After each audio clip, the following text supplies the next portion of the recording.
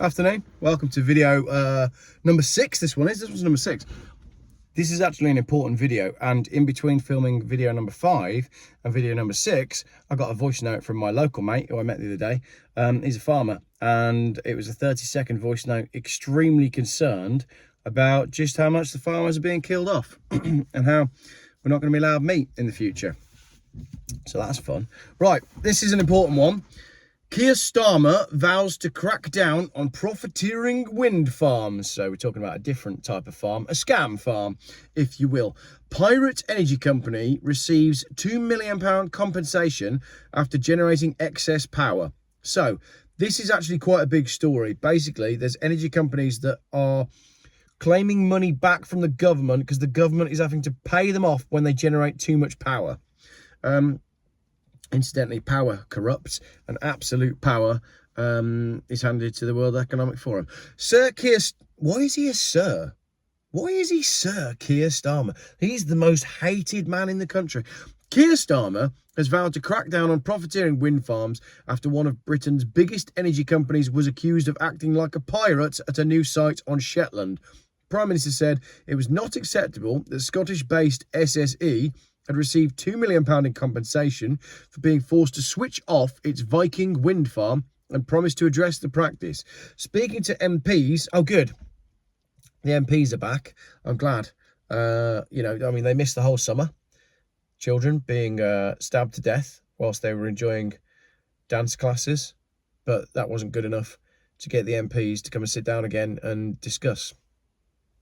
I don't get it. Speaking to MPs at Prime Minister's Question Time, Sir Keir said, "It's a problem that was not fixed over the past 14 years, but a problem we are determined to fix." Analysis by the Renewable Energy Foundation found that 62% of Viking's output had to be discarded in its first month because it was producing more power than the transmission network could cope with. What?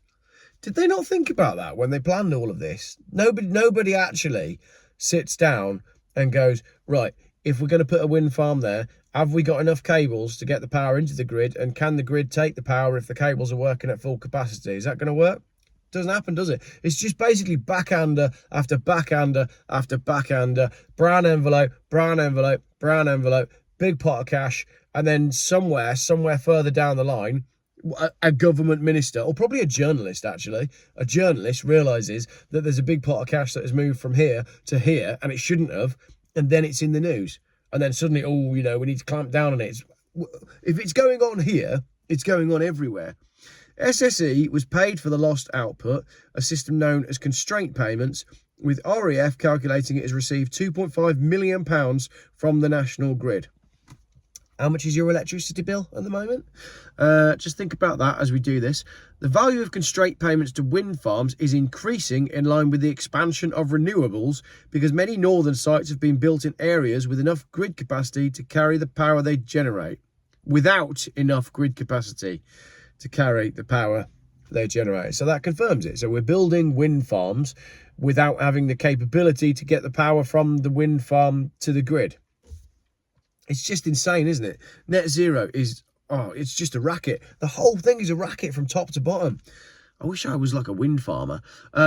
Wind farms were paid more than £310 million to stop producing energy last year, up from £174,000 in 2010. Cool. So not only is net zero complete insanity, it's really expensive. 310 million, up from 174 grand. John Constable, the director of the REF, said, "These facts make a mockery of claims that projects such as Viking offer good value to consumers, or, as Viking's launch publicity claimed, that this would be one of the most productive onshore wind farms in Britain. On the contrary, it's shaping up to be one of the most heavily constrained, least productive, and yet extortionately profitable wind projects ever built." Cool. So they've built a massive wind farm that's not generating anything but profit for the owners.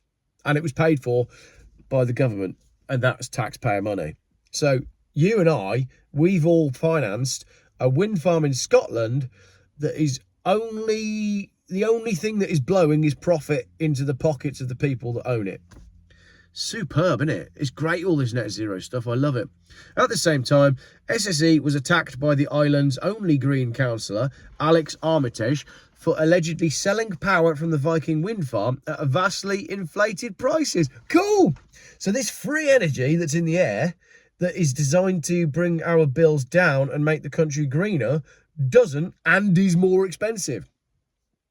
Fantastic. Comes after analysis by RAF calculated that SSE has been selling the power it generates to the grid for £200 per megawatt hour more. For £200, far more than the £67 agreed with the government. How is that possible? Like, the day the first invoice came in, someone should have said, "Oh no, this isn't right. You've made a mistake. You see that number there that you've put in the corner? It should be 67, but you've written 200. Yeah. Can you go back and do that again? Email it again and we'll put it over to accounts."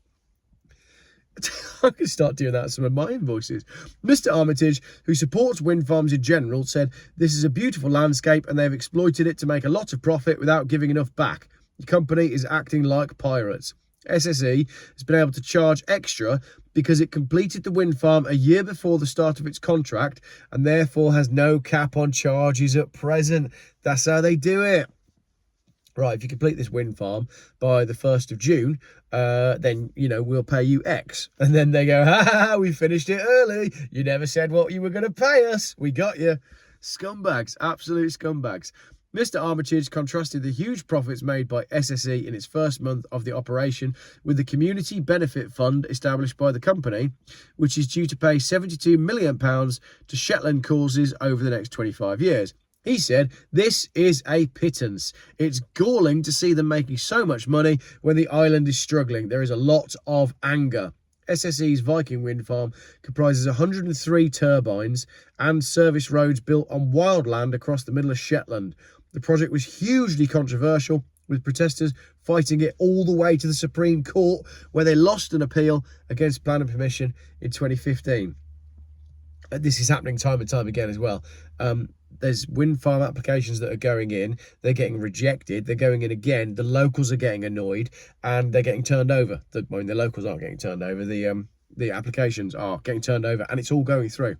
He said, "We estimate Viking has earned £10 million just in August, when it would have only received about £3.5 million if it had been paid under the £67 thing. This implies a staggering price of £200 a megawatt as opposed to 67. SSE disputed RAF's figures, pointing out that wind farm operators are paid according to their predicted output, rather than for the amount of electricity actually supplied to the grid." I might start doing that on my invoices as well. I'm just putting my invoice in.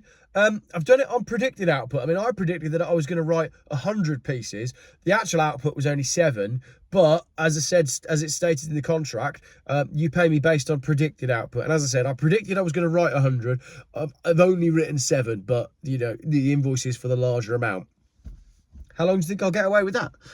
Roger Hutchinson, SSE's head of regulation for Group Energy Markets, said, "Decisions on which assets to constrain or not are made by the electricity system operator, not individual companies. SSE is investing more than $20 billion in strengthening UK energy security, including recently connecting Shetland to the GB grid for the first time ever. The UK needs many more homegrown electricity assets like Viking to harness our own natural resources and end our reliance on imported gas." What about nuclear? Have we finished with that?